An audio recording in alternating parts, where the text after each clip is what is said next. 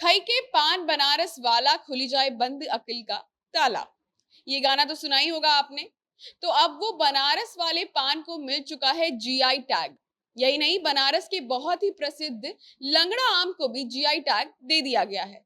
साथ ही साथ पूरे उत्तर प्रदेश में 10 नई चीजों को जीआई टैग दे दिया गया है इस साल। देखिए, 31 मार्च 2023 को जीआई रजिस्ट्री ने चेन्नई में 33 नई चीजों को, प्रोडक्ट्स को जीआई टैग से नवाजा था, जहां उत्तर प्रदेश में इस साल कुल 10 प्रोडक्ट्स को जीआई टैग दिया गया है। वहीं आपको जानकर खुशी होगी कि अकेले उत्तर प्रदेश में 45 चीजों को जीआई टैग मिला हुआ है, आज के दौर की अगर हम बात करें तो। और इस साल प्रस्तावित 33 उत्पादों में से 20 चीजों को जीआई टैग मिल गई है।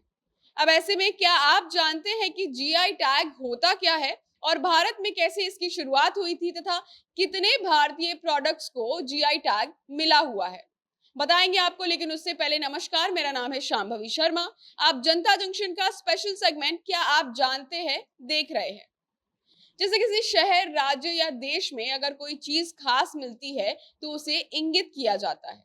देखिए, WIPO यानी कि वर्ल्ड इंटेलेक्चुअल प्रॉपर्टी ऑर्गेनाइजेशन के अनुसार जीआई टैग एक किस्म का लेबल होता है जिसमें किसी भी उत्पाद यानी प्रोडक्ट को विशेष भौगोलिक पहचान दी जाती है।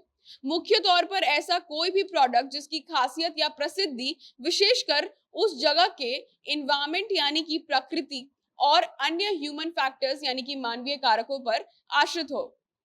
अब आप ये समझ गए कि जीआई टैग का अर्थ क्या है और किन आधार पर जीआई टैग किसी भी वस्तु को दिया जाता है, इसके क्या पैमाने हैं। तो अब आपको बताते हैं कि भारत में इसकी शुरुआत कैसे हुई। दरअसल भारत में साल 1999 में सबसे पहली बार रजिस्ट्रेशन एंड प्रोटेक्शन एक्ट के तहत ज्योग्राफिकल इंडिकेशंस ऑफ गुड को लागू किया गया था। अब इस एक्ट से क्या फायदा होता है ये समझ लीजिए।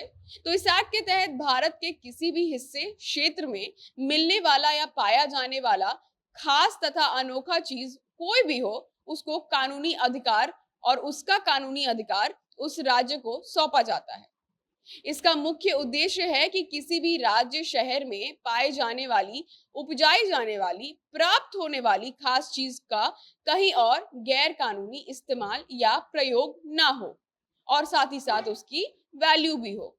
देखिए, हमारे यहाँ किसी भी चीज को जीआई टैग यूं ही नहीं दे दिया जाता है। उसके पहले उस चीज की गुणवत्ता, खासियत, यूएसपी, उसकी यूनिकनेस तथा अन्य अहम चीजों को बारीकी से जांच किया जाता है।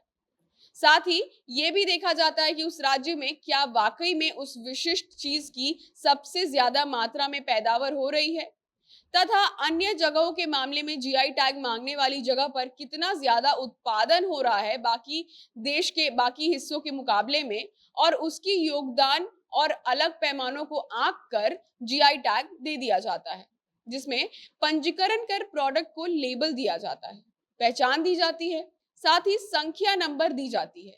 ये संख्या और पंजीकरण 10 सालों के लिए मान्य रहता है। इसके बाद इसको रिन्यू करवाना पड़ता है। अगर वो लोग चाहें कि अब इनको वापस से जीआई टैग उसी खास प्रोडक्ट के लिए चाहिए तो रिन्यूअल की पॉलिसी होती है 10 सालों बाद, यानी 10 सालों तक मान्यता बरकरार रहती है। अब जीआई टैग मिलने के बाद उस प्रोडक्ट की वैल्यू तथा प्रसिद्धि सब काफी ज्यादा बढ़ जाती है। उस चीज को विश्व भर में बेचा भी जाता है, उसका एक्सपोर्ट भी होता है और विदेशों में भी उसकी चर्चा होती है। साथ ही उसकी डुप्लीकेट कॉपी को खारिज कर दिया जाता है, जैसा कि हमने आपको पहले बताया। भारत में जीआई टैग किसी खास मैन्युफैक्चर्ड प्रोडक्ट, फसल तथा प्राकृतिक चीज को दिया जाता है। अब जल्दी से कुछ प्रसिद्ध जीआई टैग मिले हुए भारतीय प्रोडक्ट के बारे में आपको बताते हैं। मध्य प्रदेश का कड़कनाथ मुर्गा, कश्मीर की केसर, उड़ीसा के रसगुल्ले, उत्तराखंड का बासमती चावल, बिहार की मधुबनी पेंटिंग, दार्जिलिंग की चाय, राजस्थान की बीकानेर भुजिया, महाराष्ट्र की अल्फोंसो आम, मगही पान, बिहार में जो होने वाला है मगही पान, उसकी बात हम यहाँ कर रहे हैं, गोवा की खास ड्रिंक फेनी तथा अन्य 441 भारतीय प्रोडक्ट्स को जीआई टैग मिला हुआ है।